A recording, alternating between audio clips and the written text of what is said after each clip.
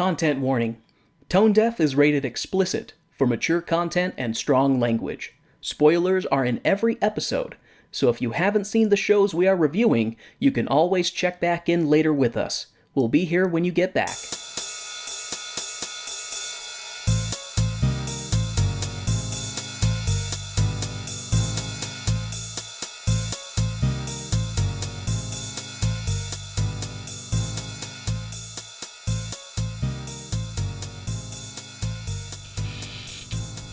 Goodness. Welcome to Tone Deaf, a theater nerd's guide for their musically challenged spouse.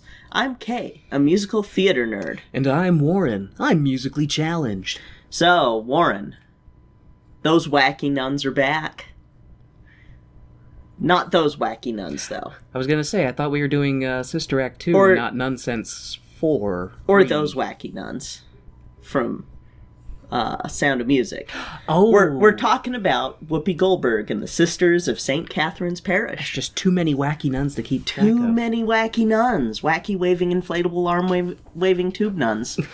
There needs to be a musical called All the Wacky Nuns, and it's just all the nuns from the different musicals over the years meeting at a nun conference. Oh my gosh. That would be pretty amazing, actually. Yeah, that needs to be a thing. So yeah, we're going to be talking about Sister Act 2. Woo! I'm so excited. Before we go into it, though, I want to thank everyone for all of your reviews, all of your ratings on Podchaser. If you're listening and you want to help out the show, please continue giving us reviews on Podchaser, iTunes, CastBox, all of those. They really help out the show. We love you. Mwah, mwah. We love you very much. And yeah, just thank you all for all of your support. So are you ready to learn about Sister Act 2? I did have one thing spoiled for me on Sister Act 2, which I don't know how to feel. Well, actually, I know how to feel. I feel bad. I feel bad and disappointed. Why? What spoiled you? There's no battle nuns in this one. Yeah, there aren't any battle nuns in Sister Act 2. But there's some better things in Sister Act 2, which I'll get to. Double battle nuns? So, Sister Act 2 was my favorite of the two movies growing up. So we're going to see if this is still my favorite of the two now. I'm pretty sure it will be. And I'll get into stuff like that. So it is based on an actual person. Sister Act 2 is, kind of. Oh. It is loosely based on the Crenshaw High School choir instructor, Iris Stevenson.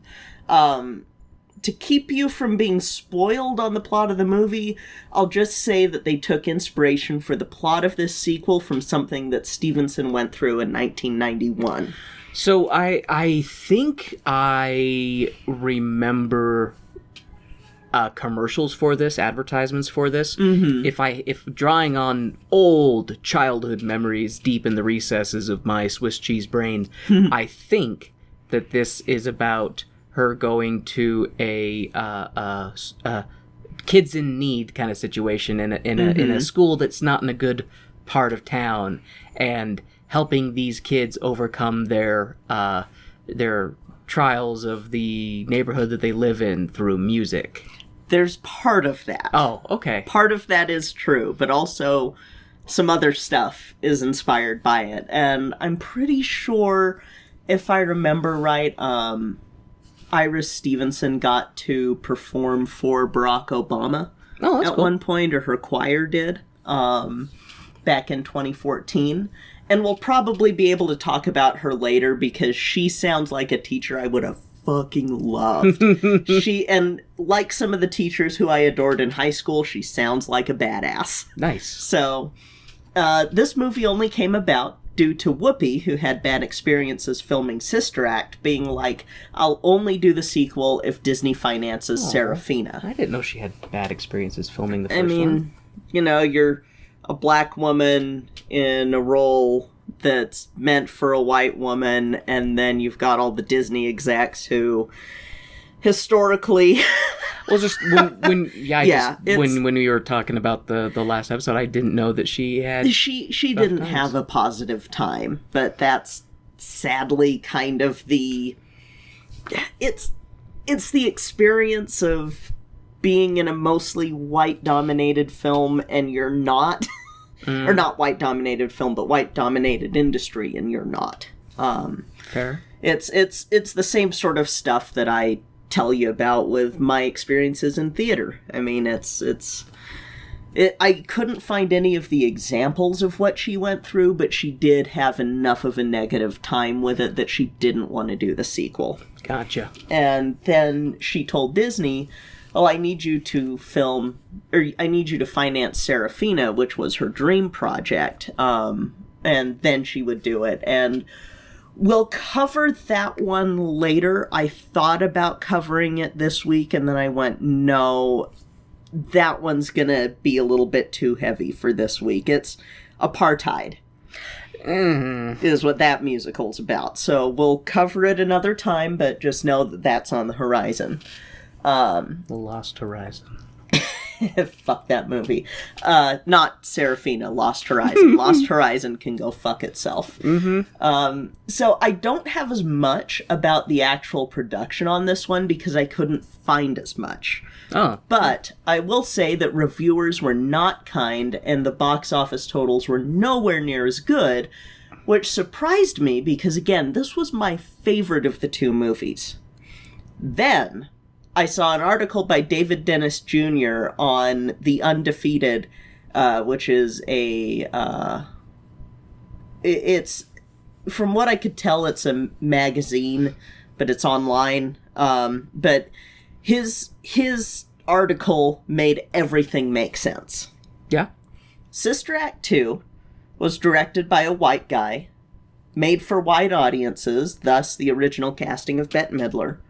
Sister Act 2 was not. Sister Act 2 was directed by Bill Duke, who was Trask from X-Men, The Last Stand, and director of The Killing Floor, A Rage in Harlem, and America's Dream, among all others. Black man. It was basically like, this movie is black as fuck. Blackety black. It is blackety black, and I love it. So, white critics were the ones who mostly panned this movie.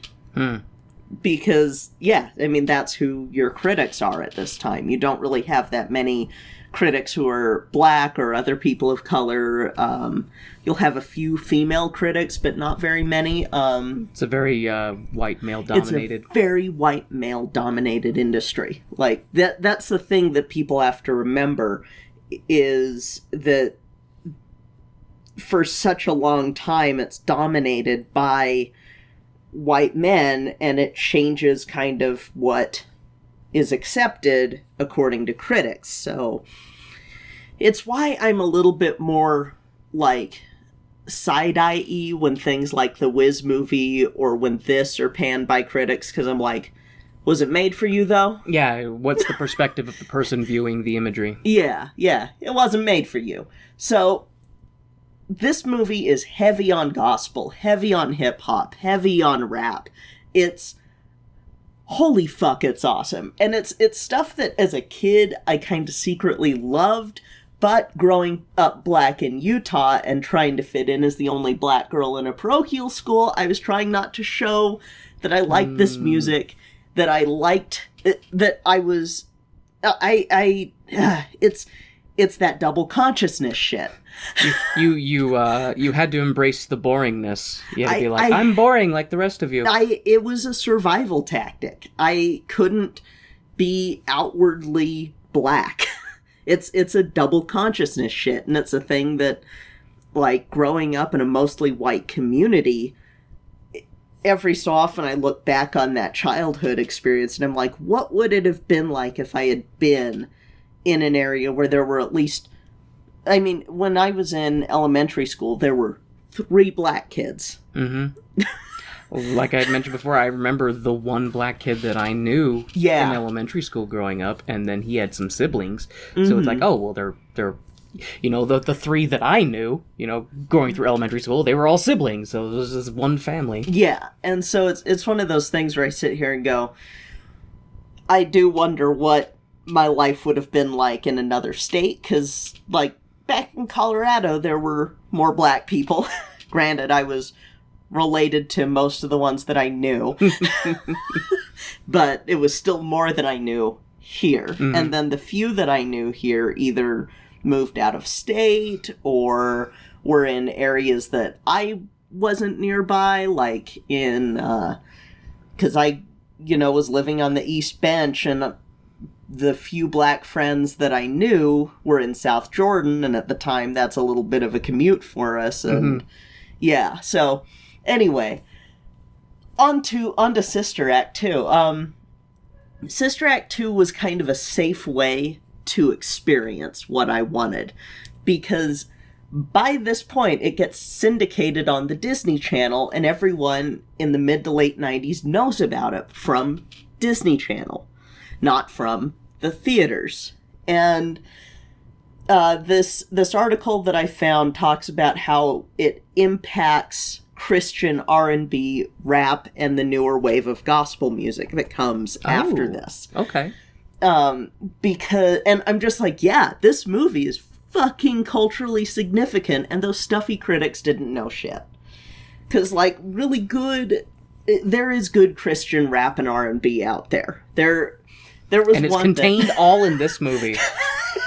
Well, there was one guy who came to the Lutheran high school I went to for 1 year, and then all 5 of us were like, nope. Well, actually, one of them graduated out, and then I think the rest of us just were like, nah. But there was a Christian rapper who came to the school, and he was actually really good. And it was one of those things where I'm like, yeah, this reminds me of Sister Act 2 a little bit. And now that reading this article, I'm like, well, that's where it sort of exploded, was like, oh, we can do this. And Sister Act 2 shows how you can make it good. There's a song that gets reimagined by the cast, and it's, it's so good. So good. So anyway, a song from the first one that gets reimagined? No, a piece of liturgical music gets reimagined. Okay. And yeah, it's, and you're gonna get things like there's a gospel version of Handel's Messiah that's able to exist because of this. Bless you. I was holding back the sneeze. Your expression. Look at the light, babe. It's gone now. It's subsided. So, speaking of the music, the musical talent of this movie, holy fuck, Warren. Holy fuck. Lauryn fucking Hill is in this. Wait. No, I'm thinking of someone else. Wait, what? Have I seen her in anything? Killing me softly with his words. Da da da da da da da. Killing me softly with his song. Killing me softly with his song. She was in the Fugees. Okay. But I both wanted to be her, and I had a crush on her. That by feel. I also like apples. Sorry, Fuji apples. I'm sorry. This is who I am. If I don't know something, I have to make a joke. Oh, God. I'll show you how Fuji is spelled later. It's based off of, like, refugees. Oh, not... that's right. You told me about this before. It's okay, babe. I knew that I could tell you about it. My Swiss cheese of a brain. It's music related, so I knew that I could tell you. So, she is our Deuterogonist, so she's the other protagonist of this movie. I thought you were going to say she's our Deuteronomy of this, and I was like, is this also about a suicide cult? Suicide cult of nuns. Cult nuns. Nun cult. Non-dare culted experience. No.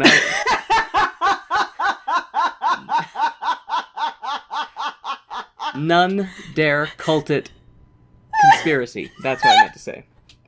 Holy fuck! QAnon nonsense is habit forming. Anyway. Dan and Jordan, you need to make that a musical. Get the QAnon Anonymous guys on it. Oh, Jesus.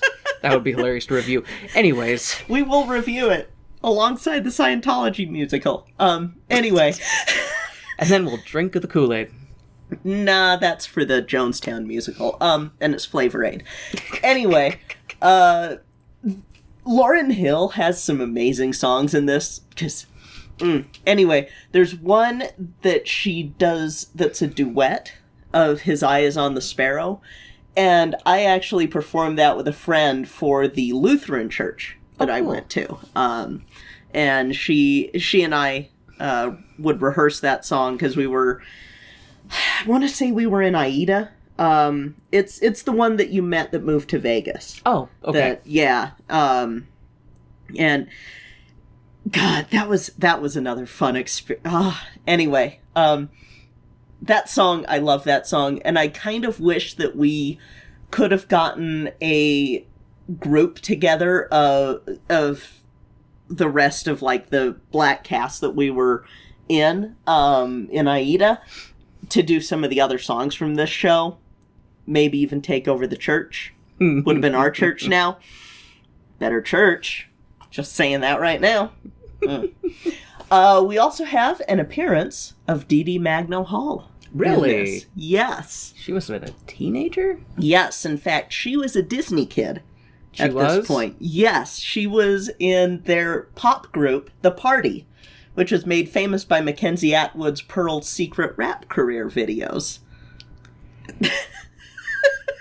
It'd be cool to see a baby Magna Hall. Yes, and like she's only in the background, but she like in the students, but she is in this movie. So cool. Yeah. And this oh my god. So we have this kid, Ryan Toby, who plays another character in this movie that I adore, Amal. He was 15 when he auditioned and 16 during filming, and this fucking kid, he hits an E natural high in this, and it's him. It's not dubbed. It's him. It's him doing it, and it's so good. Oh my god. Oh my god. Yeah, you'll see, and you'll be like, what?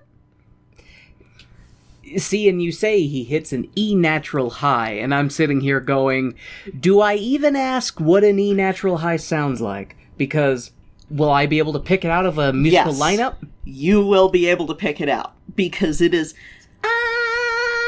like higher, but yeah. It's something that I struggle with. Like, even at my most trained that I was, and most warmed up, I struggle with an E natural high, so yeah. It's so good. So the music is mixed and composed by Mervyn Warren, and it's fucking brilliant. No relation. Again, this helped lead to the contemporization of gospel in the church. It's responsible for Christian rap, hip-hop, Christian R&B, both good and bad. It has my favorite cover of my favorite Temptations song in it, too. Nice. Yeah. You gonna tell me what the song is? You'll know. Okay. You'll know. And you'll just be like, this song! that sounds like me. Yeah, that'll be you. And there is a little bit of sadness with this movie, like I was saying earlier, because it did make me, as a kid, go, why am I in Utah where it's me and like 2 other black kids with only one being in my grade? Mm-hmm. School was hard. Utah was hard.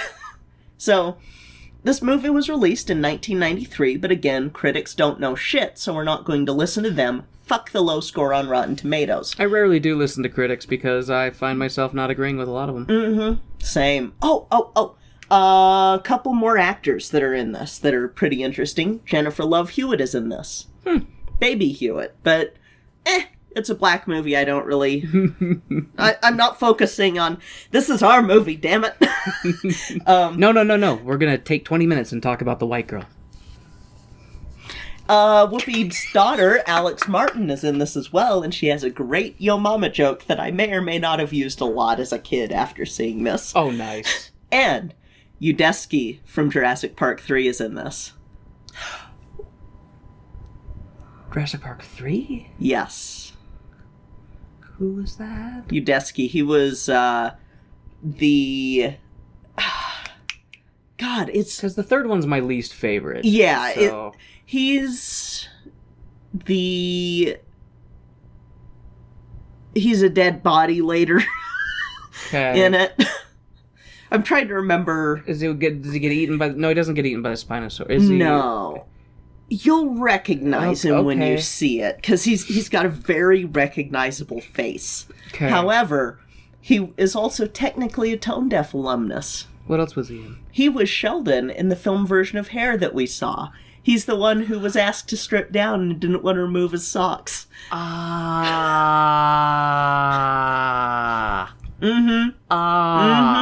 Okay. So he's technically a tone deaf alumnus. I think, okay. Yes. And once you see him in this, you'll be like, holy shit, it's Udesky! Because I can't draw a scene for you with him in this, in Jurassic Park 3, because like you... That's my least favorite of the original three. Fallen Kingdom is fucking weird, and I don't want to count that as a Jurassic Park movie. Yeah, Jurassic Park Tangent, yeah, the Jurassic World ones are weird. Yeah, and I'm really scared about Jurassic World 3. You mean Dominion? Mm-hmm. Jurassic World Dominion. Yeah, I remember seeing the concept art for the human-dinosaur hybrid nonsense. Mm-hmm. So...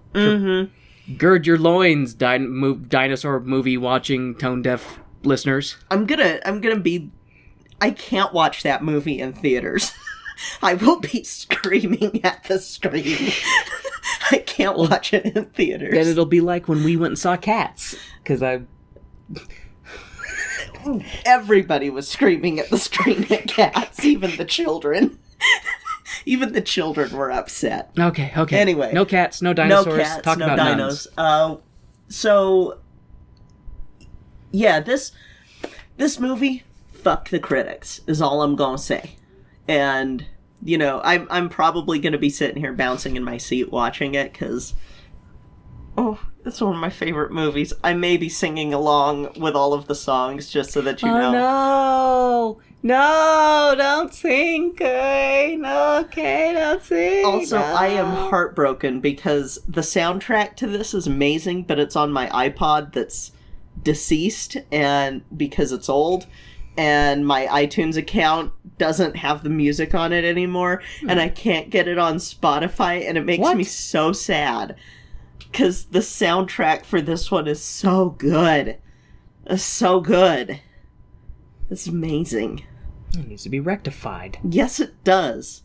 Disney, I know that we drag you a lot, but hear me out. Oh, for good reason. If you release the soundtracks to Sister Act and Sister Act 2 on Spotify, specifically Sister Act 2, I will take back one Disney joke. It'll be at my discretion, but I will take back one. I can already hear the mouse. Ha! Direct your request to that brick wall over there. Ha! If you have any complaints, direct that request to your brick wall over there. Ha! Pretty much. Alright, so, are you ready for the best movie musical of the 90s? I'm very excited, because you've already hit the things that I really liked about the first one. One, Whoopi Goldberg. I really liked the gospel, the touch of gospel that she brought to that movie, and so I'm excited to see more of that. And yeah, so I'm excited. Yay! Let's go. Let's go. We're gonna watch it on Disney Plus, and so see Disney? See? We're watching it on your dumb little app. On your platform. We're watching it on your dumb platform. Release the soundtrack. Let's go! Woo!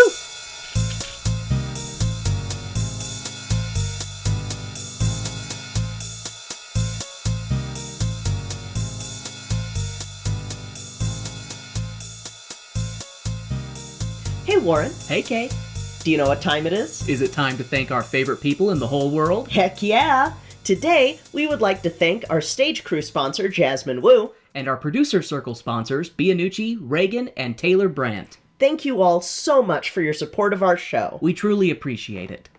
Yo, welcome, ladies and gentlemen. We are TGOT, those guys over there podcast. We're just five guys with the shits and giggles. I'm one of your five hosts, Big Tom, but you know I got the band with me. What's good? It's your boy Jeff. Tim, always lit. This is Phil. This is the Graft, a.k.a. Pennywise, a.k.a. Save It, bitches. We are the bar conversation that you overhear, but you can't get all of it. Here, you'll hear the whole shit. Facts. And now, the lights are going down and the music's starting back up, so let's head back to the second act of our show.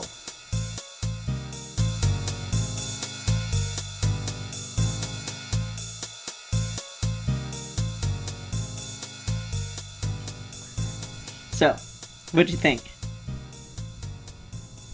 Ain't no mountain high enough, ain't no valley low enough, ain't no river wide enough to keep me from reviewing Sister Act Part 2. God, I love you. I love you. I enjoyed it a lot. Like the first one, I enjoyed it quite a bit. I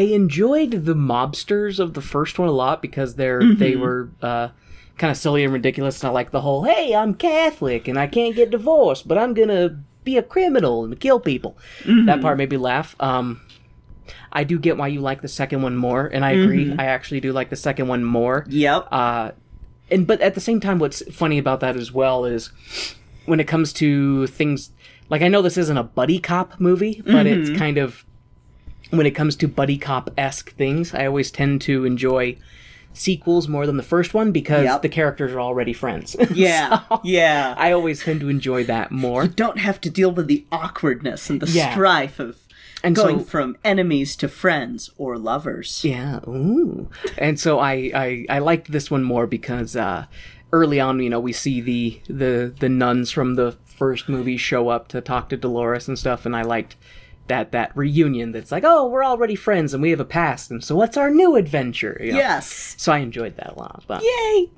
Okay, so should I get right into it? Yeah. Okay. The show opens with a vibrant tour of the Las Vegas Strip, circa 1993, and I don't recognize any of these casinos. Lost to the echoes of a long-forgotten time. We see the sign outside, the Desert Hotel, and our favorite lounge singer, turned witness in hiding, turned faux nun, turned real nun, turned Las Vegas star, Dolores. Apparently, it's her final show in this joint, and she's rocking and rolling the way she does, and her performance is kind of a recap of the first movie. We see past Dolores chasing hunky men and singing the hits that she sang in the first show. She goes into hiding and becomes a nun. And then she's on strings, being elevated above the crowd by string pullers in... Using Peter Foy's system, possibly. Yeah, she's Peter Nun, From Spider-Man, Jesus, from Peter Pan. I was gonna make a Spider-Man joke, because it's like, this still less casualties than the Spider-Man musical. I'm surprised you didn't make a Flying Nun reference. Yeah, that was too easy, though. Fair enough. So she's being pulled and above the crowd, elevated by these strings. Dolores sees Sister Peggy, Baby Nun, and Sister Lazarus. Dolores gets excited and tells them to come on up stage and sing with her. Sister Peggy and Baby Nun come on stage, but Dolores is being swung to and fro like an out-of-control pendulum. This final performance concludes with a thunderous applause, and we see Dolores and the nuns beaming with excitement. And maybe you can expand on, why... Was it, just a technical difficulty, or were her, string pullers actually just being dicks? It probably was a technical difficulty, because you can see them kind of struggling with the system a little bit. I just see them doing it, and it didn't... I didn't see any panic or oh, what's going on? It just seemed like they were working it, but it wasn't responding because she's swinging back and forth, and she's she takes breaks in between singing to be like, what the hell are you doing? And stuff like that. No, the fly systems can be shitty sometimes and can Temperamental. malfunction. Yeah, because I mean, if man was meant to fly, If man was meant to fly, he'd have been born with wings. The sisters are following Dolores to her room, accompanied by her sleazy manager, who is kissing up to the nuns and trying to find out if they have an agent. Dolores sits the nuns down in her room, and Dolores inquires why the sisters are here. So there's just, I love the line that they have when Lazarus, baby nun, and Sister Peggy are, walking down the hall, and the manager's like, "Oh, I love you guys. I bought your album, and da-da-da, and who represents you?" And Dolores is like, "They're nuns. God represents them," kind of thing. But just this... And then when they're in there talking, the manager kept trying to be, like, interjecting himself to be like, "I'm her manager," and stuff, and she just is like, "Shut up. Just shut up. Let me alone." Just... really annoying guy, but I'm glad that he's only in it for this beginning part, because I was too. I was partly worried he was going to follow her to her destination in this movie, and I was not excited to see that, so I'm glad that he's only there for the opening part. The sisters divulge that they are teachers at the same Catholic school Dolores herself went to as a child. The sisters say that they are in trouble and that the great Arch Nun, Mega Mother Superior Commander of the Battle Nuns of San Francisco, has sent them on a mission to bring Dolores back into their fold. We're on a mission from Gad. Dolores agrees to meet with Mother Superior, and after traveling to San Francisco, we find out that the school they are at is in desperate trouble, and that Mega Mother needs Dolores to take up the mantle of music teacher.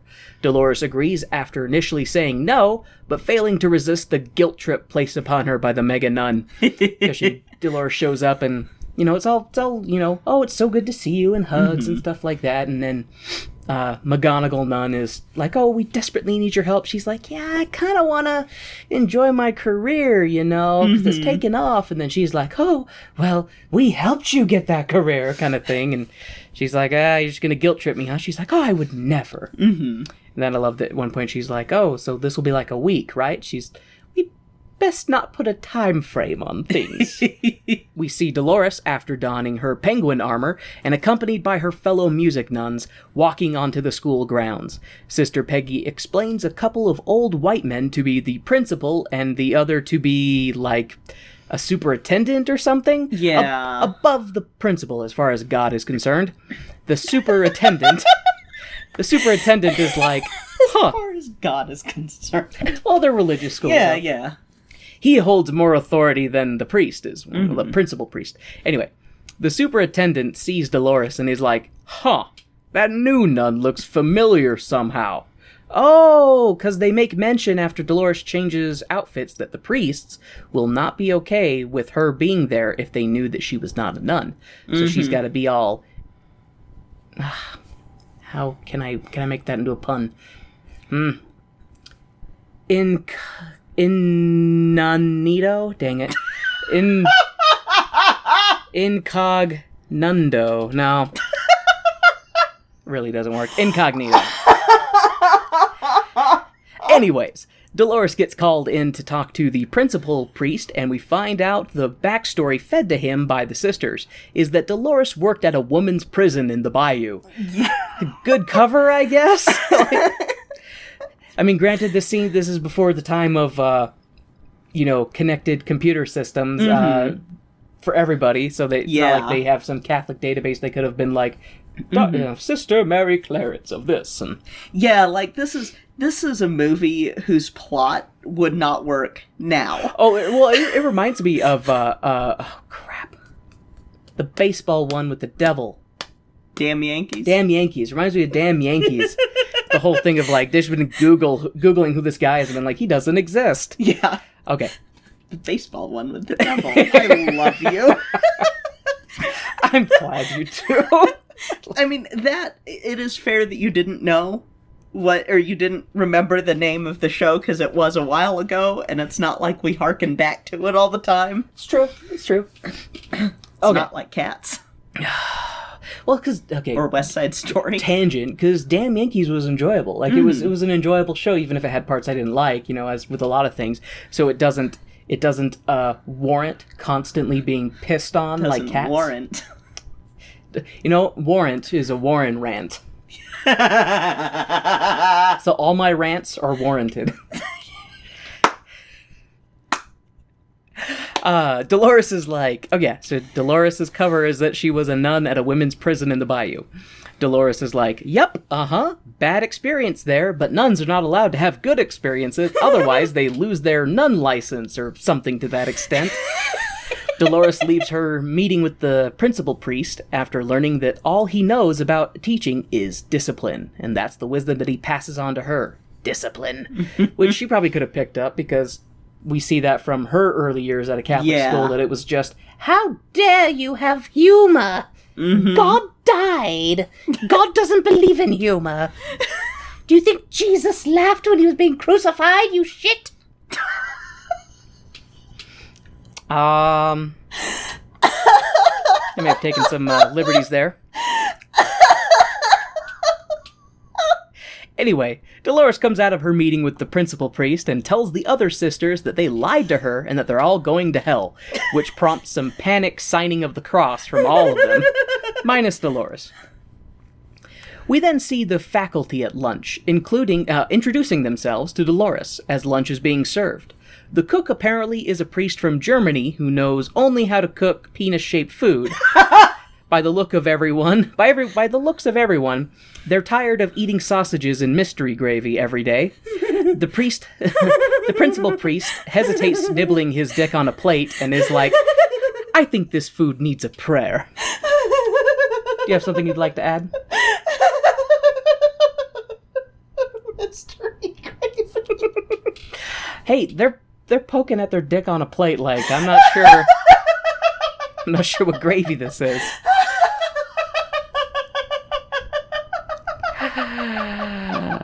I chuckle at this scene, and it changes to Dolores seeing all the other classrooms and how bored and uninterested the students are. Dolores gets led to her new classroom by the math teacher priest who grows up to be eaten by dinosaurs in Jurassic Park 3, and Dolores enters the lion's den to wrangle some unruly children. He should have stayed a priest, right? But instead he's like, hey, I'm tired of being a priest. I want to go be a mercenary and go visit an island full of dinosaurs where I'm sure everything will work out for me. Aww. Stupid lungs. Yeah. Who needs them anyway? Dolores. What are they good for? Absolutely everything. Dolores is tough and quips back to the students as they try to give her shit and as she tries to do roll call. We see a student who is sleepy but can draw. One who is a brown noser, one who is, I don't remember what his name was, James something, and he stands up and he's like, this is my slave name, this is the name that my parents had to take, this is not who I am. Yeah. I want to be referred to as... Amal. Yeah. And I can't remember the full name that he wants to be referred to as. Which, I'm also like, that's a pretty dope-ass name. Yeah, it's a dope-ass name, like, and I totally am not against people being like, hey... I want to change my name. It's your life. It's you. You're a sovereign individual. You live your life. Yo. Yeah. So, anyways, we get Rita, lots of attitude, and Frank raps a lot, and other kids. Dolores learns that this music class is a flyby class. The kids are not required to do anything to pass. It's a bird course. We just fly on through. Yeah, they do the bird whistling, which I'm not even going to attempt. Do you want to do it again, Kay? Much better than I could hope to do. Wow. Hi. Yeah. Dolores goes to ask the administration for money because during the course of this scene, she's like, well, where are your instruments? Where are your music books? And they've like turned them into spit wads and spit them on the ceiling and everything. So they have this class full of nothing really, but it's supposed to be a music class. So she goes to the administration to ask for money to buy stuff for the class. And Principal Priest and Superintendent Grumpy, and they're like, we're broke, bitch. And Dolores is like, what should I teach them then? And at that time, a baseball comes crashing in through the window, and Superintendent Grumpy Pants is like, teach them to play soccer. And then he slams the ball down on the desk. Dolores goes outside to where the kids are freestyling on the rooftop. And Dolores is like, yo, yo, yo, get your asses back in class. And walks away all cool as shit. And when the kids are like, man, she's a bad bitch. And then we see the kids at night on the street hatching a plan to get rid of Dolores. We see Sketch getting yelled at by his boss at the grocery store for talking to his friends and not working. His boss/dad. Oh, it was his dad. Mm-hmm. I didn't get that. Okay, so it's a family business he works at. Okay, that makes sense. I was sitting here wondering about that, but okay. Because the interaction seemed more familial than professional, and so I was initially confused by that. And we see Rita getting yelled at by her mother, who is like, get in here and do your damn homework. The students all call it a night, and we see the next morning as they're pouring glue on Dolores' seat. Mm-hmm. Teacher Mary Dolores comes in, and while she thinks she's connecting to the students via talking about the majesty of music, she plops her butt down in the chair and finds herself in a predicament. I love that scene, though. Well, it's like then, so we see the students rejoicing in their shenanigans, and Dolores trying to wheel her chair up a sloped hallway. So it reminds me of the high school I went to. The classes in the basement, they were. Like, I had an art class that was in the basement stuff, and I do remember, like, there was a sloped hallway kind of thing like that, so when she was trying to wheel herself up there, it made me think of that school. And then she's just like, shit, and just slides back down. That is great, but too. The kids, what made me laugh about these kids is I don't know what their shenanigans with past teachers have been like, because they just have this attitude of like, one and done, fellas, we poured glue on the seat. Mission accomplished. Like, they just acted like, okay, we won't see her for the rest of our lives. It's back to free fly classroom. But Dolores is having none of that. We cut to Dolores, grumpy in her room, understandable, when Mega Mother Nun and the other sisters come in to be like, we understand if you want to leave. And Dolores is like, not yet. I will have my vengeance. I will say, though, the thing that made me laugh about that last scene was the brown noser kid.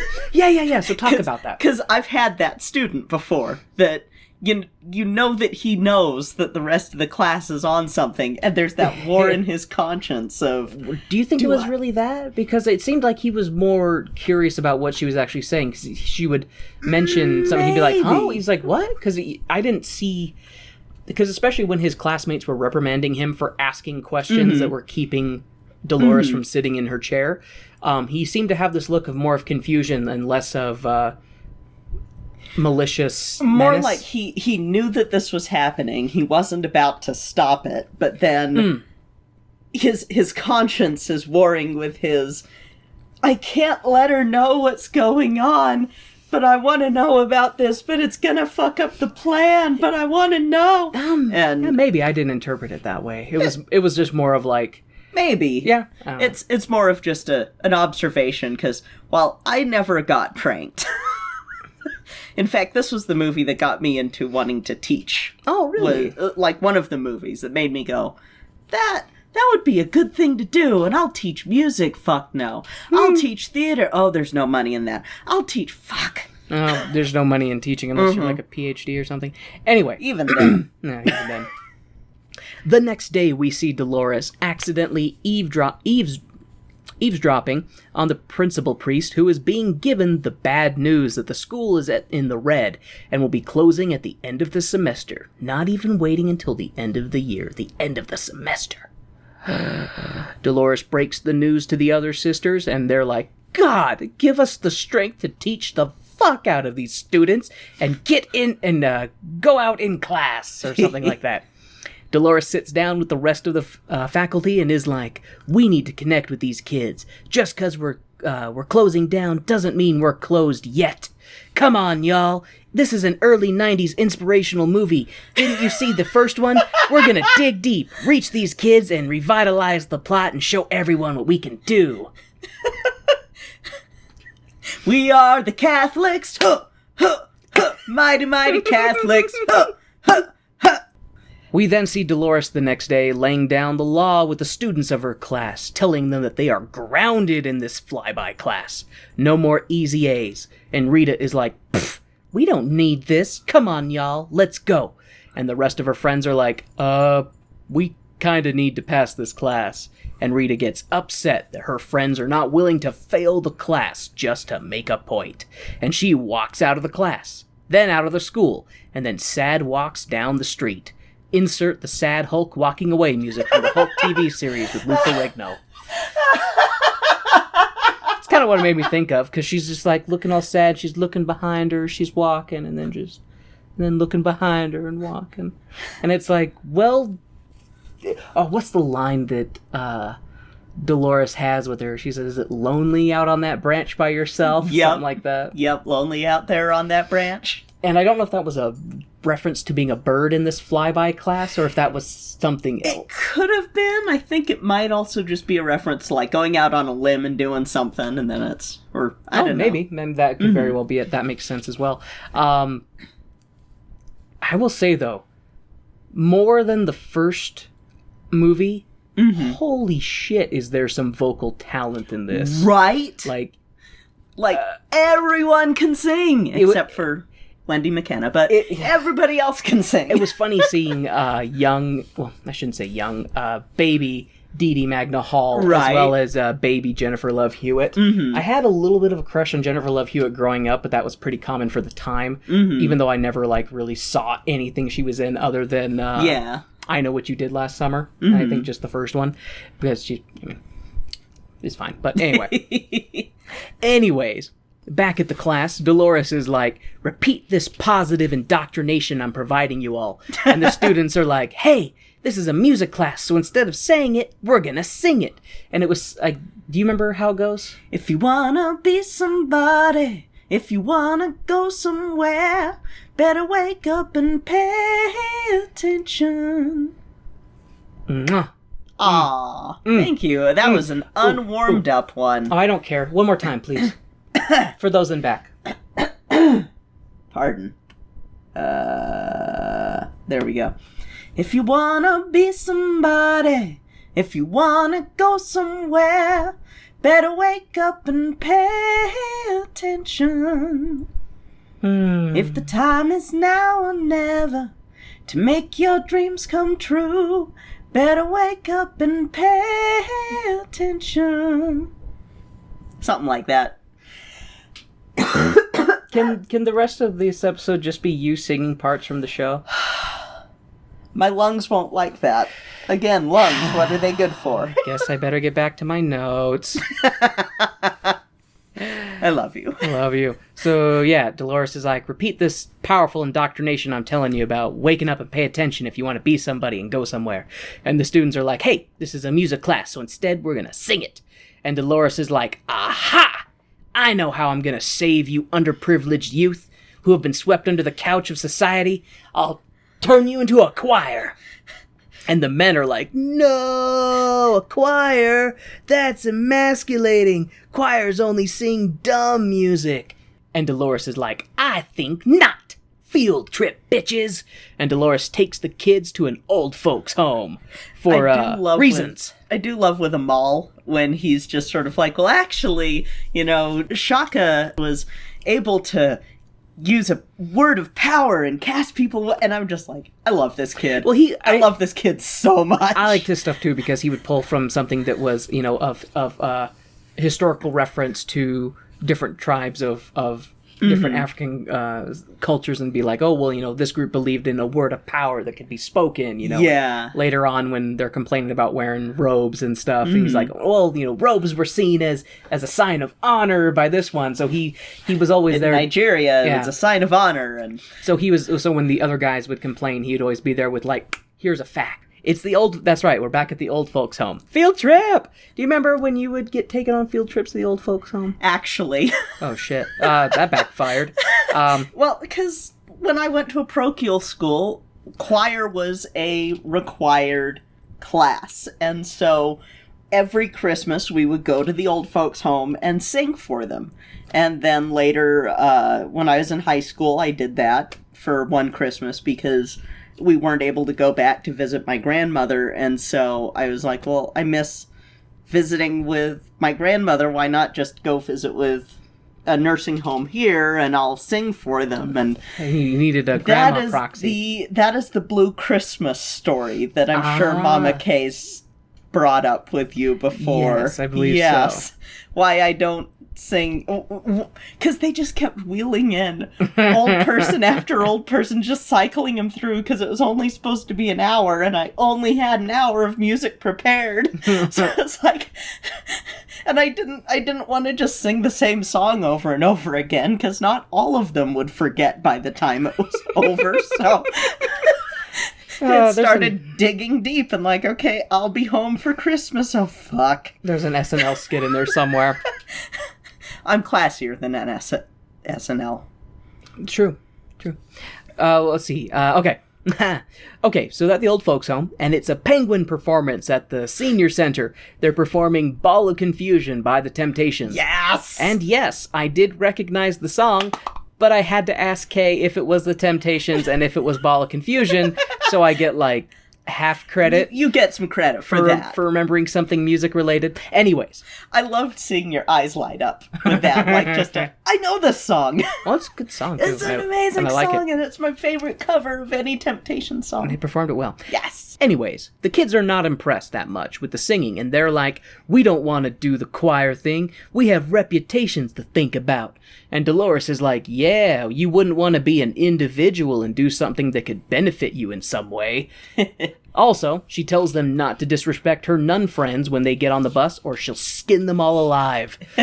The nuns get on the bus, and the kids applaud the nuns and are very polite. They head back to the school, and Dolores gets a talking to from the principal priest, who is like, you can't just take the students on a field trip without their parents' permission. And by the way, no more field trips approved or unapproved. We're closing down, circling the drain, going gently into that good night, and other analogies of impending doom or conclusion. We just want the last few months of school to be quiet and uneventful. We're going full tilt boogie on this one. Going full tilt boogie on this one, Watson. And a couple of the students are eavesdropping and rush to tell the other students, who are like, I don't want to drop out of school like my parents. Maybe we can make this choir thing work. We have a visitor? Yep. Guess who's coming to guest star on this episode? It's our sometimes fourth co-host, Steven! Hey, Steven. He's getting followed by Latte. We'll see if he comes over and hops up on your lap or not. Yep, right if now, so, then... He's just rubbing on stuff. All right. So Steven has entered the room. Hi, Steven. Cut to, Dolores takes the kids into a dilapidated part of the school that apparently has great acoustics, and she tells the kids to sing Mary Had a Little Lamb so she can sample their musical talent. Oh, hi, Steven. Yeah, Steven's here to cat bomb our show, huh, Latte? Yeah. Yeah. She's got to do the sniff inspection of the cat. And we'll see if, and Steven just sneezed all over Kay's face, y'all. Oh, no! And, Steven's now settling down into Kay's arms. There is drool running down my arms, oh God. And let me see if I can lovingly, clean some of that up. So, Steven the cat absolutely loves Kay, and if he sees that Kay has a vacant lap, he immediately decides that he must occupy it. Oh, that's a big old glob of slobber. Why are you so disgusting, Steven? Like, how can you be so cute and so disgusting? And I'm watching hives appear on Kay's arm in real time. Hi. Do you need an allergy pill now or later? We'll do one later, because Okay. it'll be a sleepy time one, because it's pretty late, so... Well, alrighty. Steven's here for at least this part of the show, and making himself comfortable in my God, lady's lap. that's so gross, Steven. Oh, let me wipe that one too. My hell. I'm not here to pet you, Steven. I'm wiping up your drool off of my wife, whose lap you've occupied. Anyways... The kids are singing Mary Had a Little Lamb so that Dolores can sample their musical talents. One of the students doesn't know Mary Had a Little Lamb and sings the Love Boat theme instead. And Sister Lazarus is like, do you know Gilligan's Island too? That one's my favorite.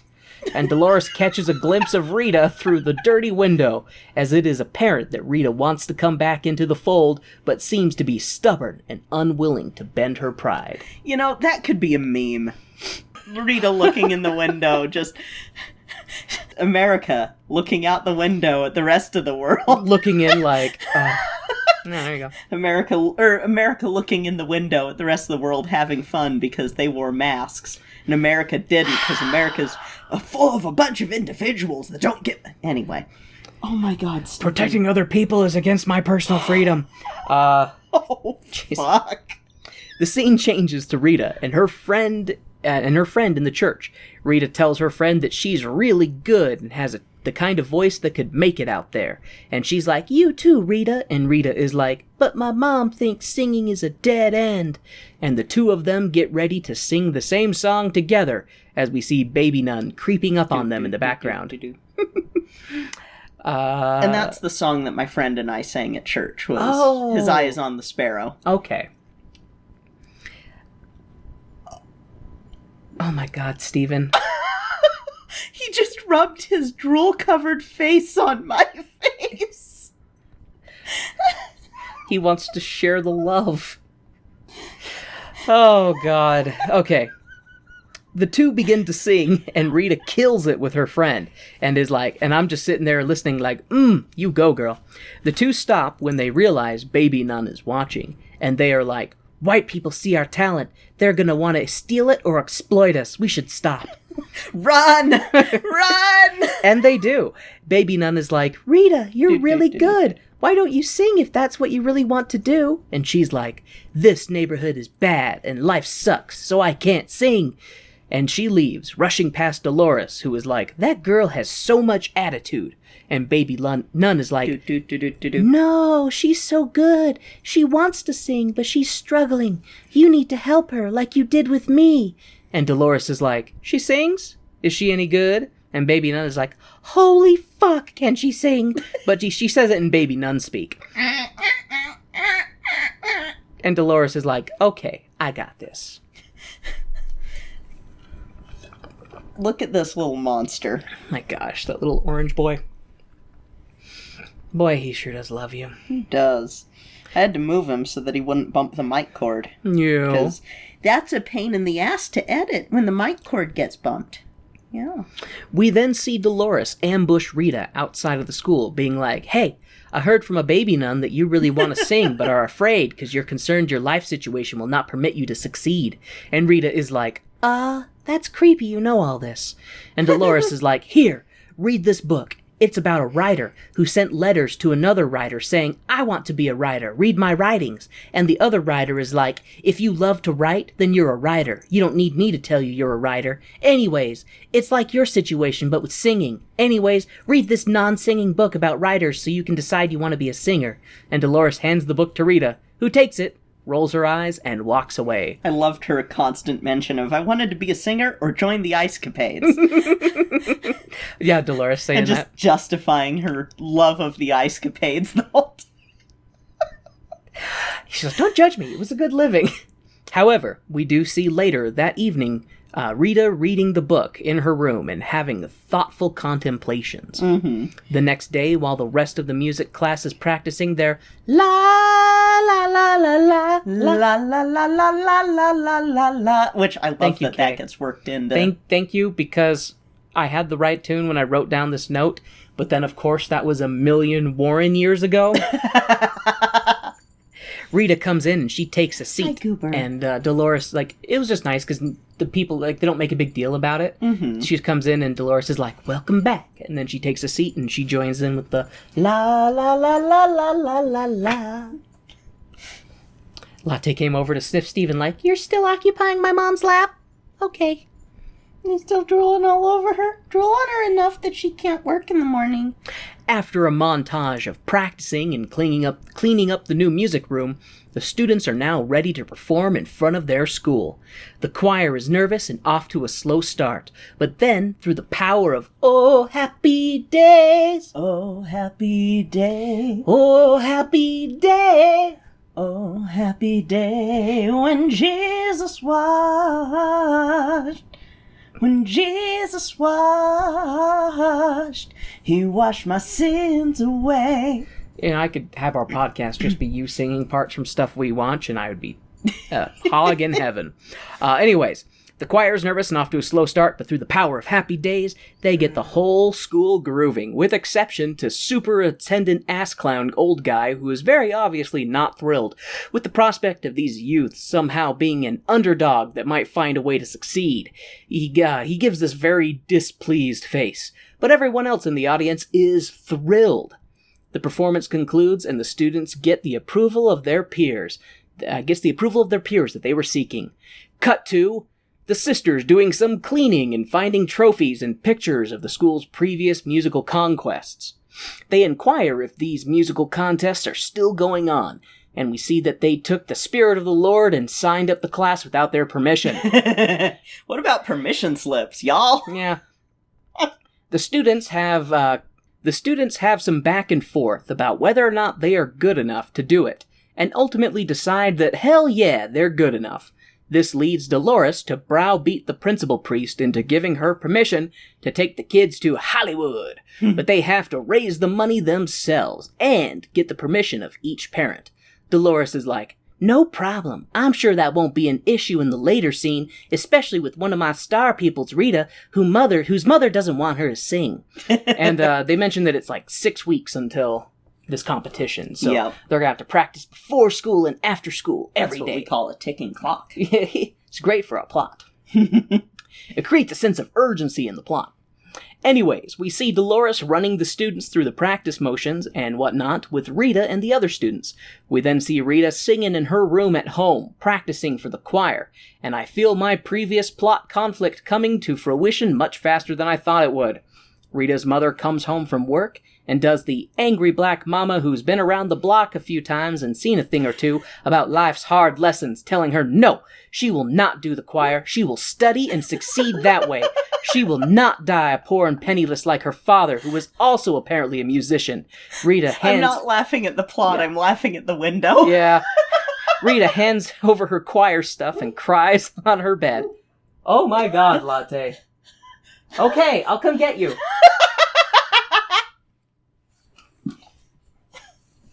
That's the most barks I've ever heard from her before. Right? Back from letting Latte inside, we see the nuns crunching the numbers and deciding that they need roughly $2,000. I remember what I was going to say before that. So okay, go ahead. It reminded me of those Slay Nadaj videos. Which part? The confrontation with Rita and her mom, Florence. I didn't realize her mom's name was Florence. Yeah, I know that because of later, with the permission slip, but it reminds me of those videos with Slay Nadaj, who does the every black drama movie or every black religious movie. That's right. Oh my gosh, because I'm just good. That's one of those things where I'm like, that's a trope.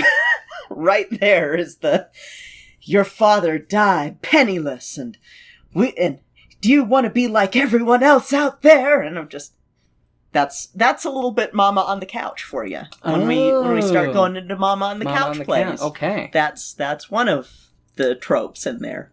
See, it was like stern, disapproving black mother who is stern, but I'm tough, but it's because I love you and I want you to have a better life than I've had. And of course, me being who I was as a kid, that immediately made me go, and now I am starting to understand Lauryn Hill's character a little bit more with the missing father, and except for hers died. So it was like, oof. Yeah. Heavy moment in a comedy. Heavy whipping cream. The look on your face made that stupid comment worth it. Just the absolute perplexity and just... Why? Why did I marry this dumb cracker?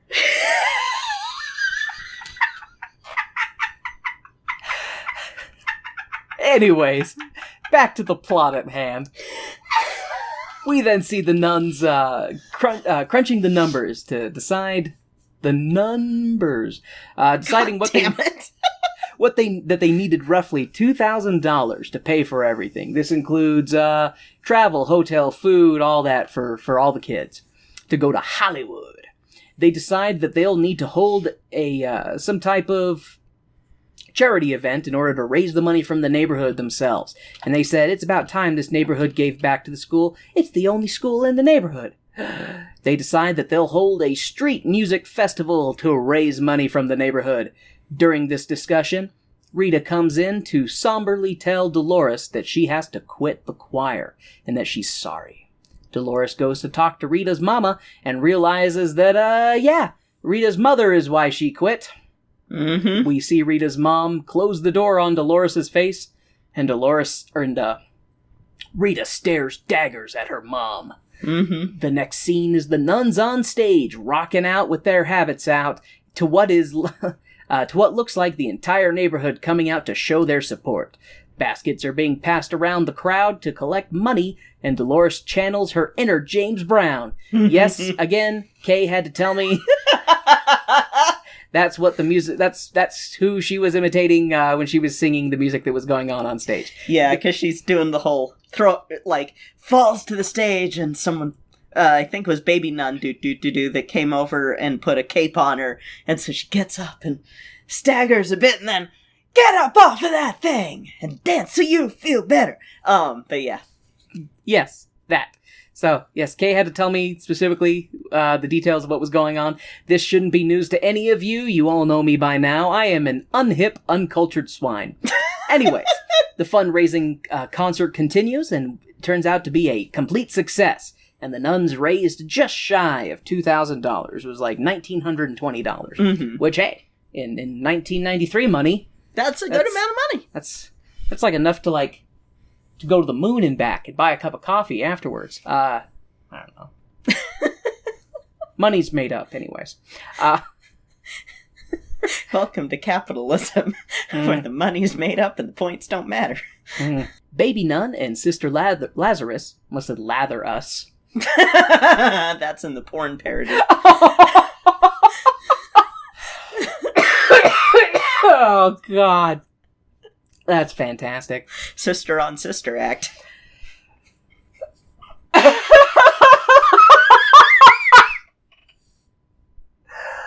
Oh, my God. Oh, my God. That was good. Okay. I love when I can make you laugh. Okay. You make me laugh a lot. You're funny. Okay. So, Baby Nun. Let's try this again. Baby Nun and Sister Lazarus gather up the baskets and leave. And Sister Peggy just swoons over Dolores, being like, you're amazing. Coming back for the sequel to do this amazing miracle all over again? You're amazing. And Dolores is like, yeah, I am pretty badass, aren't I? We then see Rita going on top of the school, which I guess is the hangout spot. All the students are like, Rita, why did you quit, girl? And she's like, I can't disrespect my mama, so I can't say anything more than it's my business. And Sketch comes over to be like, we can do this together. Come on, Rita. And Rita is like, and says nothing as she sadly walks away. We then see Rita studying at home, looking nervous as she forges her mom's signature on her permission slip. Mm-hmm. The scene changes to the day of the competition, and everyone is boarding the bus. Rita runs in at the last minute and hands her permission slip, being like, don't compare my mom's signature to anything you might have on file, and then gets on the bus. I mean, she did do a lot of practice. You can see all of those post-it notes with the... Yeah, the scrap. But which, hey, I gotta say, if you're gonna forge somebody's signature, you'd be smart to practice it beforehand. I'll give her points for that. Like, that's some... She's begun her young criminal career already, forging signatures. Catastrophe! The less than superintendent Grumpy Old Balls finds the Rolling Stones magazine finds the Rolling Stones magazine from the end of the first movie, and he was like, I knew I recognized her. She was in the first movie, of course. And they're like, Gah, we have to stop them from being in a competition because Dolores is not a real nun. For some reason. I guess it's just... I don't know. I guess I don't know much about Catholic schools if they have to entirely hire only priests and nuns, or if they're allowed to... I could ask my uncle and see, because he works at a Catholic high school, so... Is he a priest? No. Then that gives us our answer. Well, like, to be... Well, that's true, he is a... And it is later in the... I don't know. He was more Catholic than my mom. Ah. He is not Jack Catholic. Ah. I think he still goes to Mass. Is he a Tom, Dick, and Harry Catholic? Well, not Jack, so I figured like every other Tom, Dick, and Harry. Anyways. You know why we say Jack Catholic, right? It's like Jack Mormon. Yeah. Okay. I was just being dumb and making a stupid joke. Anyways, they're like, oh my gosh, Dolores is not a real nun. This is a travesty. We've got to stop these children for performing. And Less Than Superintendent is like, no, we have to handle this ourselves, like a patriarchy. And all the priests hop into a van and drive like madmen down the road. I don't remember the name of the one priest who was driving. He's the Latin teacher. Father Thomas. He's the Latin teacher, and he is driving, I guess you could say he's driving like, a bat out of hell? I was debating about making that kind of reference, but then I was like, well, he's a priest, does that really work? He's driving fast and poorly, disregarding... He's driving like Jesus will take the wheel at any moment. He thinks Jesus is my co-pilot is a literal thing. That's very true. And then he has the rosaries to yell at other drivers and be like, "Where did you learn to drive?" Even though he's driving on the wrong side of the road into oncoming Father traffic. Thomas, that stick there, that's your turn signal. Perhaps the other drivers would be less furious with you if you would use it. I don't know. Maybe it's dependent on the diocese as to whether or not, like, the teachers have to be members of the clergy or not. I don't know. I wasn't Catholic, so... I'm not anything. And Mama Kay didn't go to a Catholic school. Anyways. Rita's mom comes home and finds Rita's letter to her mother saying, "I'm sorry, Mama. I never meant to hurt you. I never meant to make you cry, but tonight I'm singing in the choir." And the scene changes to the students getting ready in the dressing room, and they are stressed and nervous and like, I can't do this. Oh no, my makeup. Oh no, my hair. Oh no, my outfit. And the sisters do their best to calm the nerves of the students. During this time, we see the other performing choirs, and they range from strict and proper to more loosey-goosey. The van of fathers pulls up and set out to trying to crush the hopes of the youngsters.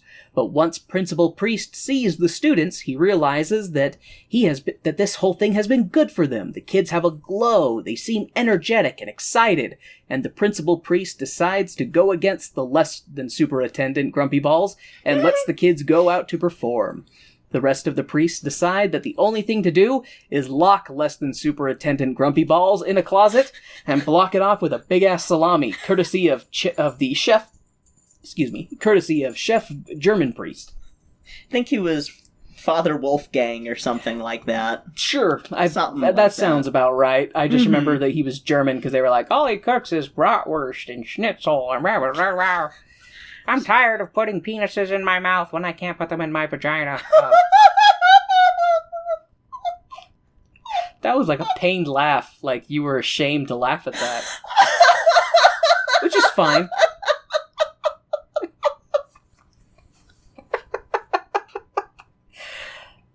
And then Kay puts their face in their hands. Oh, God. The students are going to sing, but Rita is on point, and she's out there alone, and she sees her mother come in and take a seat, staring daggers of disapproval at her. Rita misses her musical cue to begin a few times, much to people's confusion, but then she starts to sing, and damn! It is good! Mm-hmm. Rita sings, filled with the spirit of God, and we see the stage we see one of the stage adults off to the side telling the kids to take off their robes. And Dolores is like, y'all might as well be comfortable. And then they go out there to sing Joyful. Is it Joyful, Joyful? Mm-hmm. They go to sing Joyful, Joyful. And they hippity-hoppity rap-adapt the crowd into some massive applause with their super awesome gospel. Like, I don't know how... Hippity-hoppity rap-adapt? I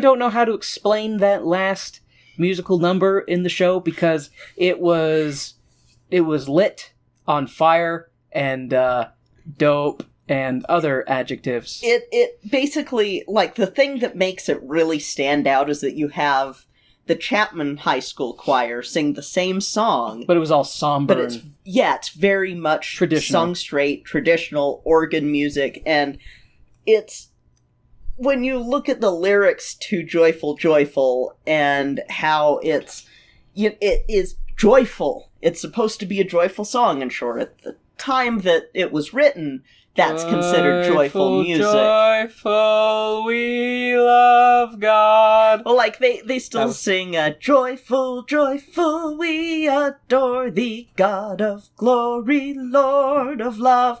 But that's joyful at the time it was written. And then the St. Francis School does it more to what joyful is for this time period. And so it kind of juxtaposes the two. Can you break off a piece of that? Joyful, joyful Lord, we adore thee, God of glory, Lord of love. Hearts unfold like flowers before thee, hail thee as the sun above. Melt the clouds of sin and sadness. Drive the dark of doubt away. Drive it away, giver of immortal gladness.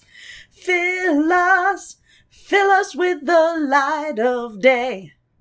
Light of day. Check the rhyme. Joyful, joyful, Lord, we adore thee, and in my life I put none before thee, 'cause since I was a youngster I came to know that you was the only way to go, so I had to grow and come to an understanding that I'm down with the kinks, and now I'm demanding that you tell me who you down with, see, 'cause all I know is that I'm down with the G.O.D. Who down with G.O.D.? Yeah, you know me, who down with G.O.D.? Anyway, yeah. You can't not go into the whole damn song. I need to start planning my notes in a way that I can just get you to sing more, because I know that more than just me enjoys it. Thanks, babe. Anyways, the awesome finale song concludes, and it's right into the award ceremony. Like, it always makes me laugh how they do that in movies. It's like, our heroes are the last performer, now into the... Mm-hmm. Well, you gotta save the best for last. That's fair. But it always seems, I don't think I've ever seen a movie where, like, and the first performer, the heroes of the show, and then everybody else, you know. Mm-hmm. Anyways. So it's right into the award ceremony. And to the surprise of absolutely no one, our heroes of St. Francis win the grand prize. I will say gospel choir should have been first runners-up, not the St. Chapman choir, because the gospel choir was better than the Chapman choir, but that's just me. The one thing I will say is, if it's the one I'm thinking of, I think that they intentionally had actors in that choir who kind of seemed nervous and off-put, whereas the quote-unquote proper one, mm-hmm. they were really huge, and they were very, like, prestigious in their mm-hmm. presentation. So I kind of get why they... in this fictional grading scale. So there were two gospel choirs. One of them definitely had people that were off rhythm, but then there was the other one that looked a lot more confident, but they were doing gospel, not Catholic liturgical music, so I guess, but okay. At the same time, they should have been first runners-up, not Chapman School. But you see, they had to go, but see, I could see the dynamic of the movie. They had to have the more traditional one that the kids were initially like, man, that's our song. What's the point of even doing this? No, guess. They had to have them come in second place so they could be like, see, these new underdogs. Okay, but if I was judging, gospel choir. If I was judging, it would have been like, everyone, we're doing gospel music. If you're clapping on 1 and 3, you're out of the choir. Shit. Well, that would be me. And again, I wouldn't apply for choir anyway. They'd be like, "Can you sing Mary Had a Little Lamb?" And I'd be like, "Get out!" Like, now we know you can sing better. so, mildly, but anyway. The music concludes and it's right into the award ceremony, and to the surprise of absolutely no one, our heroes of St. Francis win the grand prize. Trophies, flowers, tears, and cheers are shared by all, and we see that the Catholic board people who were going to close the school down in the earlier scenes then tell the principal priest and Mega Mother Nun that they are amazing and they will not be closing down the school. Less than superintendent comes out all disheveled, and we still don't know how he got out of the closet, but he had to go through a lot of thick meat to do it. Anyways, he comes out to be like, "You've all been deceived," and Mega Mother Nun jumps in to be like, "Yep, it was actually his idea, and you should transfer him to some other troubled school since he's such a fixer of troubles." That's such a great callback to what Dolores had done to Mother Nun in the last movie. When she's such a great callback. Chewing her out for doing the gospel music, and then the priest comes in to be like, "Oh, you did such a good job." You know? Actually, she also wants us to go out and help the community. And I will say, I love, too, that earlier they make the less than superintendent go through this whole, "Oh, I'm going for early retirement." Like, this should be a parking lot. And, yeah, he makes... Like, it's totally about the money, not about the kids, not about the church, and none of that. And his attitude towards that, I'm like, dude, do you get a cut of it? Or like what? Because the less than superintendent guy, in the earlier scene when Dolores is eavesdropping that they're going to be closing down the church, you know, he tells them, "Oh, because you're in the red, this place is better off as a parking lot." You know, And then, yeah, as Kay had mentioned, when they're all leaving, he's like, "Oh, I've been hoping for an early retirement." Yeah. And then that's at the end of the show, that's when Super Mega Nun McGonagall is like, "Oh, we can't put an old bull like you out to pasture just yet. Send him to another underprivileged school." Exactly. And then less than superintendent is like, "Gah, that woman! And Mega Mother Nun McGonagall is like, "Go with God, Crispy," but with the Dolores, "Bless you, Vince," of the first movie, meaning, go fuck yourself. Let Mother McGonagall say fuck. It's kind of like, it kind of reminds me of the whole thing, too, with Baptists in the South with the Bless Your Heart, which seems to be code for "oh, fuck you," or something like that. It doesn't actually mean bless your heart. Yep. You gotta listen for subtext. Gotta listen for subtext. We then see Rita confronting her mother and saying that she'll never disobey her again, and her mom is like, "I won't say I was wrong, but you were amazing, and I'm very proud of you." And the two hug and cry, with Dolores smirking and looking on like, "Yeah, music is the key to all of life's problems, bitches." And then we get the good news from McGonagall and Principal Priest, telling the kids that because of what they've done, the school will stay open.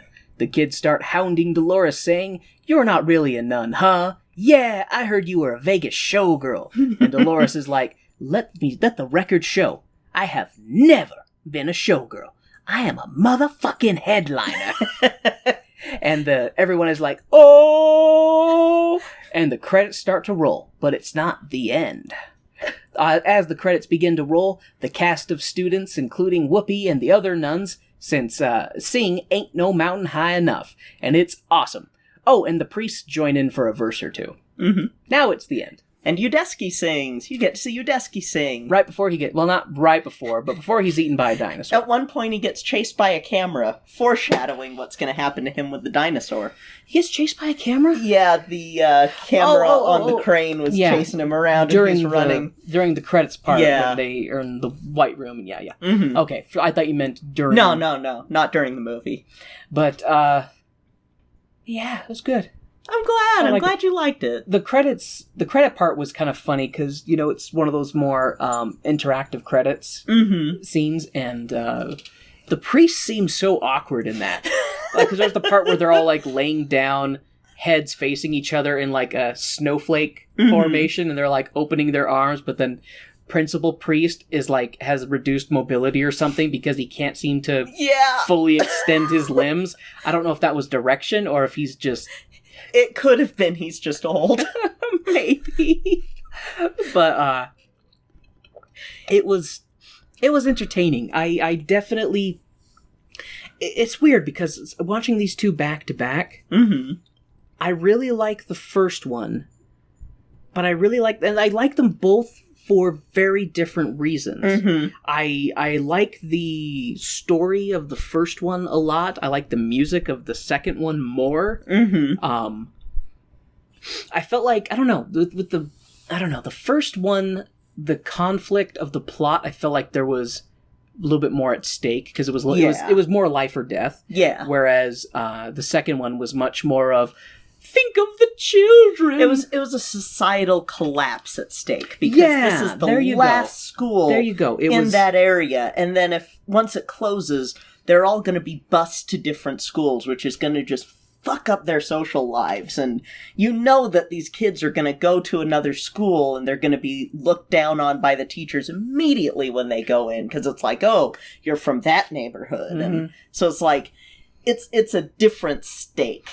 Very you could because in the first movie it's the stakes are more personal to Dolores, whereas in the second film the stakes are more personal to the entire community. Yes, and it also builds on things that Dolores taught the other nuns because they even mention that the reason they're teachers is because of Dolores coming to show them that they need to help out their community, and so it's very and. They do give it a little bit of a personal stake for Dolores, since that was her alma mater. But yeah, very fair. Yeah, it's more of a not life or death, but it's definitely it's still a high stake. It's not life and physical death. It's life or death for hope. Yes, exactly. The death of hope. But I just remembered a great line from an earlier scene where when Dolores first gets to the school before she gets to her classroom, and she's walking around and seeing the Latin teacher, and he's just talking in Latin. Everybody's bored out of their minds. And then it shows Sister Peggy, and I guess she teaches sex ed? Or did she teach health class, period? Sex ed. I find it hard to believe that a Catholic school would have a dedicated sex ed class, because that was the thing. I remember taking health class in school, and sex ed was just a portion of the general health class. But she does make the mention when they're talking about how to improve the school, how the sex ed class, and it's like, you have a whole ass class for that? What made me laugh too is she's like, the word of the day is promiscuity. Does anyone know what that means? And then she calls on someone. They're like, "You're a nun. You don't know about sex," kind of thing. And she's like, "Just because you don't have to bite the donut to know it's sweet, or taste the donut to know it's sweet." And then she made me want to make jokes about glazed donut holes and donuts. But I don't know. Like I said, I tend to like some donuts are cream filled, but they're not. They don't start that way. They have to be injected first. I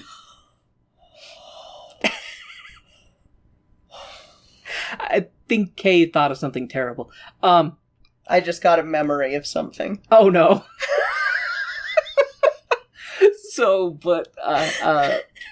It's hard for. I think the reason it's so hard for me to decide is because overall I feel like these shows are pretty close in my opinion, but it also may just be seeing them in such close proximity and it could to one be another. That. I do like the second show more. Some of the humor in the first show I think I liked more, but the musical talent on display is definitely outshines the first one. And it's definitely a more real world issue in the second one. That's very fair. Which I kind of sit here and I go, this was the sort of shit that people were all over in the 90s. Granted, it was more the mid-90s that you had your, I'm coming to teach these troubled teens. So, maybe I'm still baffled by critics not enjoying this one more. Because I'm like, just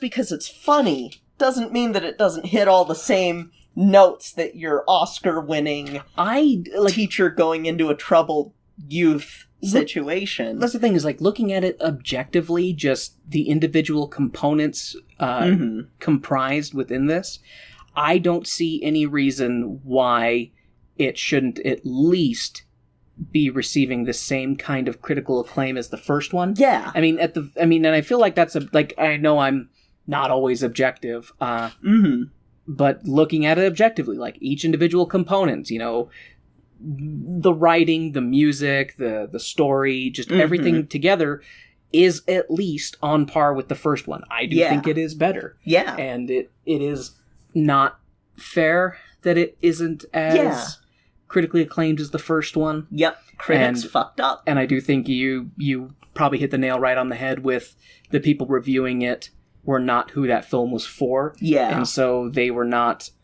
I don't know, they were not maybe, and it could be a lack of professionalism in that they were not able to look at it from an objective perspective to judge it based on its merits, and instead they're looking at it through their own filter and going, well, I can't identify with anything in this because they X, could Y, have or Z. been identifying with Crispy. Oh, Jesus, you might be right. This old curmudgeonly white man, and these people are watching going, why is the old white guy the bad guy? I don't like this movie. Because I didn't look at the reviews because I didn't want to get mad. Hey, correction, you didn't want to get any more mad than you already were. Yeah, I mean, right now I'm just this little ball of rage. I'm a slowly compressing black hole of anger, just waiting for, I don't know. Sorry, I stopped listing it, slowly compressing black hole. Forgot that was your kink. So, anyway. Spaghettification. Yeah. Physics jokes. Astrophysics. Anyway. So, I would say the show is a success. Yay! But, however, it makes me terrified. We're not going to hop onto a bad show just yet. Oh, we aren't? No. Because I still need to feel good feelings. Although, so I was really torn on which version we were going to do because both are available on Disney+. Ooh, multi-version. Yes. And so, it's going to be one of two versions of this, and I need to consult with my sister on which one is better. As to which one won't destroy your view of this show. Because one version's not that great, and the other one is amazing. And I'm pretty sure we're gonna watch, because one of them I saw decades ago. And I have good memories of it, but I can't remember if that's the one that sucks. Because I have learned that there are some movies that I liked as a child that I watch them again as an adult and go, Jesus Christ. Was I high? Did I have too much cough syrup that day? You make it sound like young K was such a druggie. No, but young K had the same allergies as old K, so... Fair. Oh, so are you able I don't need LSD to trip, I just need NyQuil. I just need sleep deprivation. So, what's our next show, Kay? Well, Warren, it'll be time to seize the day. You're gonna get to see Newsies. Cool. This is one that I have heard about at length and seen referenced, but of course, I have never seen. And I think we're gonna do the original film version, because I'm pretty sure that's the one that's better. Oh my god. I just thought of a terrible spoof that if we all survive 2020, it would be great to see in the future. Fake Newsies. Oh no! Just about living in the madness of, Look at me, I'm the king of Austin! That hurt. Could either be hilarious or gonna make me put my head through a wall. One of the two. Dan and Jordan, we need fake newsies. QAnonsense and fake newsies. They need to be real so that Warren and I can review them. This is a call. Call to action? Call to action. Those both need to exist. And also people need to find me video of the Scientology musical. Anyway.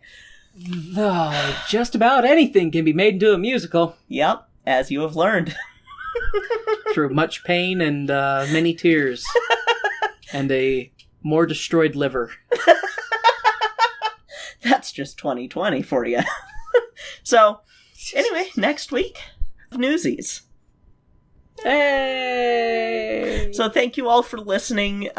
We kind of rambled there at the end of this episode, but that's because we were having fun. Yeah, this is also a shorter episode because we enjoyed ourselves, and so we're not ranting for 2 hours. And because I have to take some Benadryl soon.